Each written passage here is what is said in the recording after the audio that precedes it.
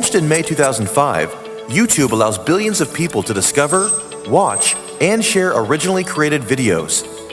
YouTube provides a forum for people to connect, inform, and inspire others across the globe, and acts as a distribution platform for original content creators and advertisers large and small.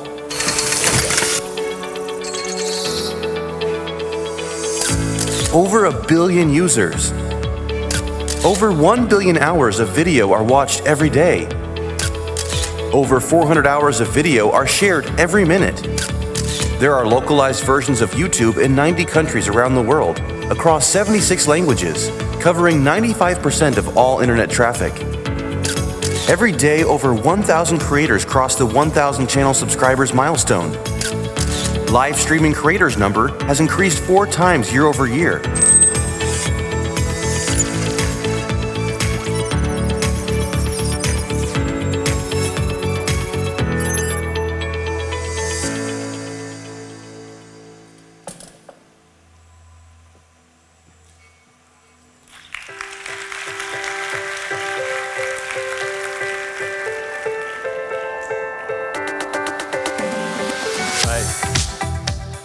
Shalom, Bruhim Habayim.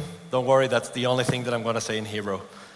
I'm incredibly excited to be here, joining so many people who care so much about technology, innovation, and are passionate about entrepreneurship. It's a privilege. My name is Manuel Bronstein, and I'm the Vice President of Product Management at YouTube. And today I'm going to share a little bit of what I think the evolution of video is going to be. The presentation did a great job sharing a little bit about myself. I'll give you a little bit more color. I grew up in Caracas, Venezuela, majored in electrical engineering, and decided to do the most common thing that electrical engineers do. I went to Procter & Gamble to sell detergents. So that's not a very common career track, but I learned a lot. And over time, of course, the call for going to work on technology had my number, and I decided to move to the United States to work at a smaller startup. That was probably not the best time to join a startup. It was in year 2000, but nevertheless, I had a lot of fun and learned a lot. Went to Berkeley to get my MBA, and after it, I had the fortune to join Xbox 2 years before the Xbox 360 launch.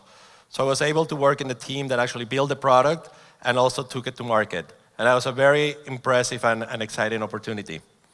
After that, I decided that I wanted to do something smaller scale, and more entrepreneurial, and joined Zynga, and spent 4 years there going through all the ups and downs, from hyper growth of a small startup that is growing like crazy, to going public, to then suddenly the platform was changing on us, and we needed to figure out how to turn around.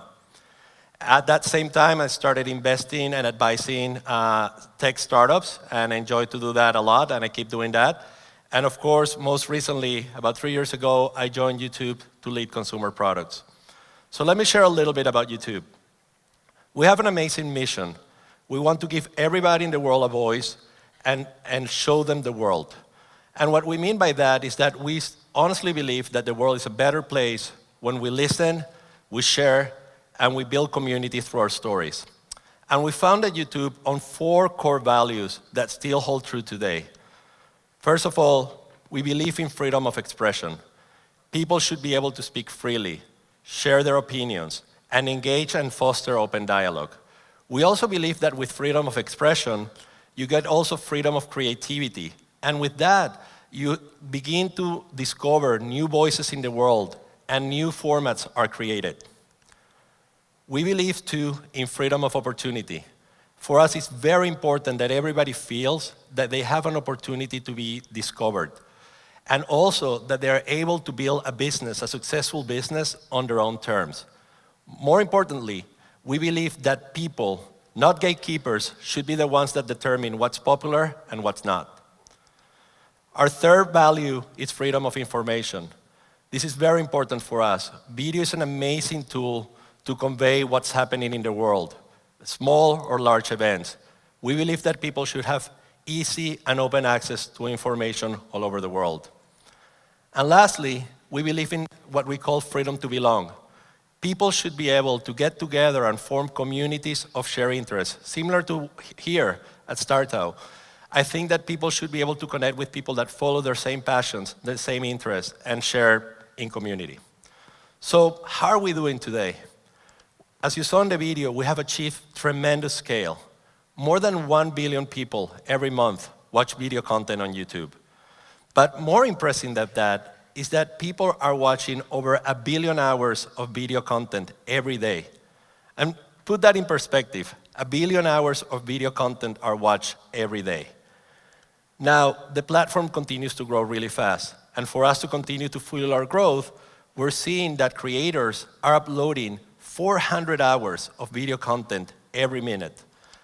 And more than 60% of our traffic, or our watch time, is coming from mobile devices and tablets. Now, YouTube has very global reach, so all the stats that you're seeing are not as specific to a given country. In fact, the majority of our traffic comes from outside of the United States. And as you saw in the video, we're localized in 90 countries. We have localized version in 90 countries across 76 languages. So what's next? Well, we believe that we have an amazing opportunity to reshape and remake television. You see, in the United States at least, the facts are showing that television is on a decline. 2009 was the last year that cable subscriptions grew in the United States. The average age of a person who watches broadcast TV is 54. And every month, we see more and more people cutting the cord. So what we call when people stop paying for cable and starting to watch online. So how do you think about the TV model and the television model, and what has changed? How has it evolved?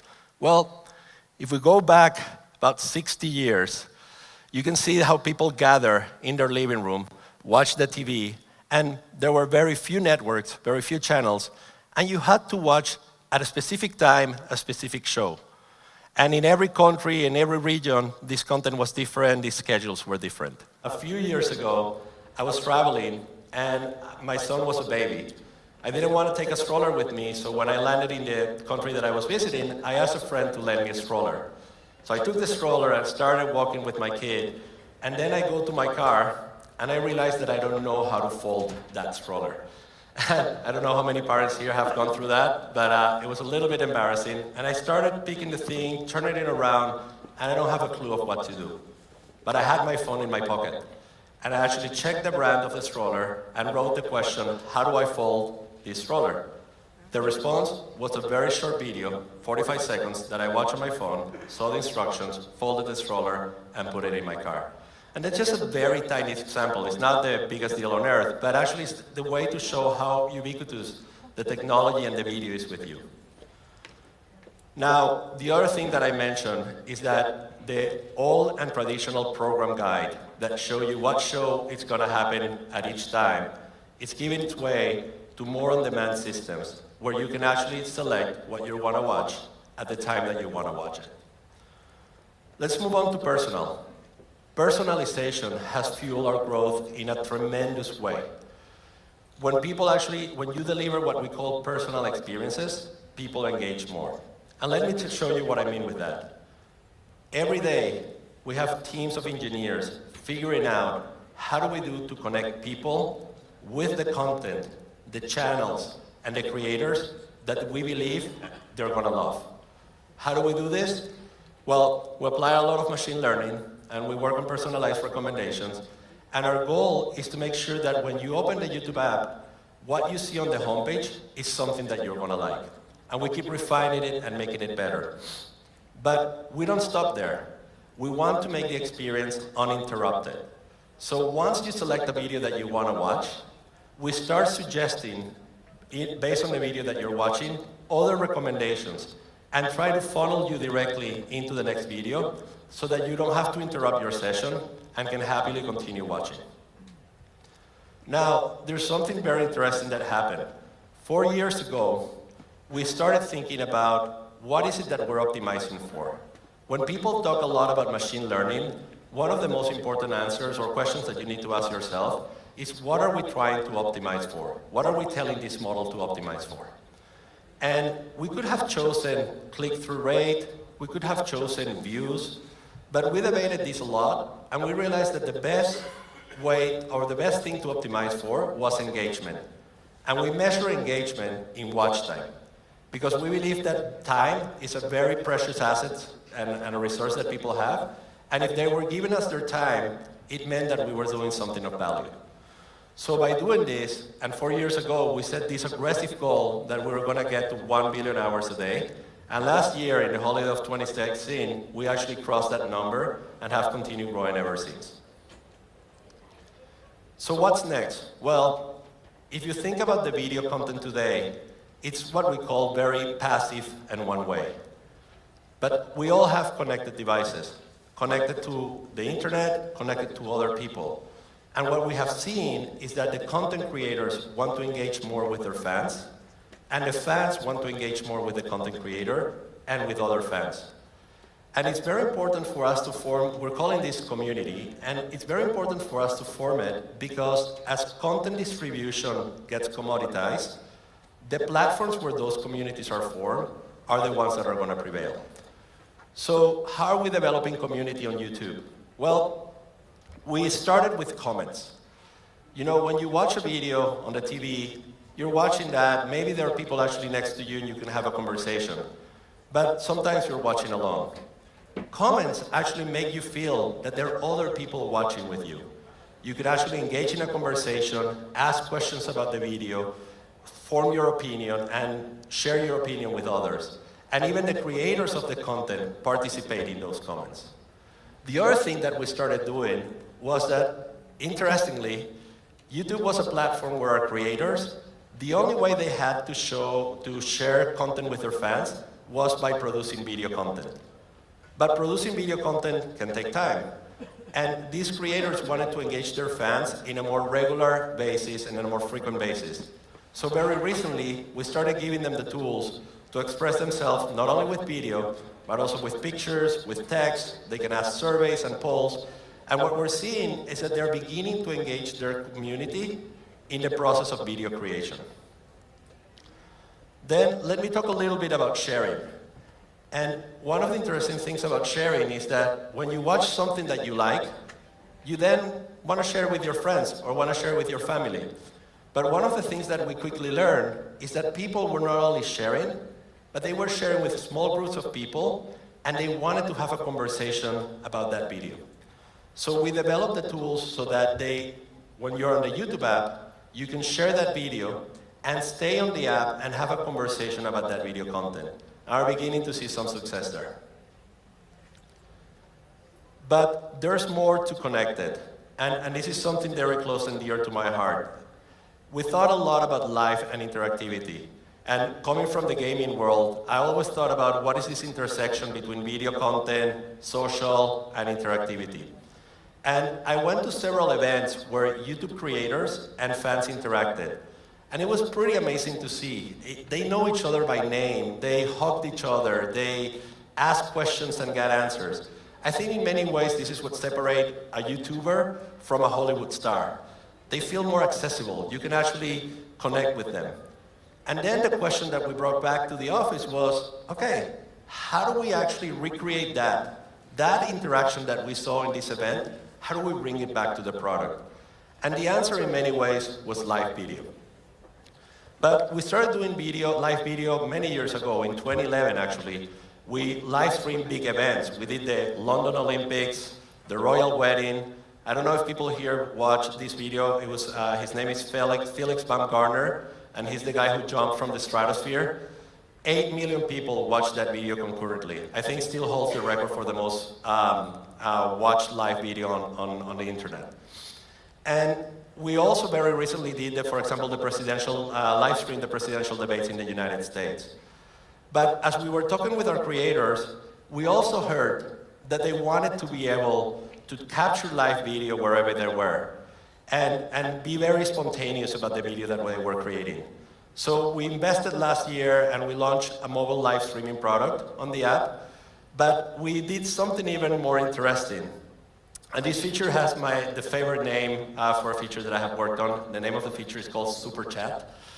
And what we did is that we realized that when creators were streaming, thousands of people were actually interacting with them and trying to chat. but it was really hard for the creator to notice some of the most relevant comments. So we decided that we were going to do something, a win-win for the creators and the fans, and we were going to let fans pay small or large amounts of money to make their comments more noticeable on the platform, and then the creator not only is going to get money, but he's then going to be able to recognize the people who are writing those comments.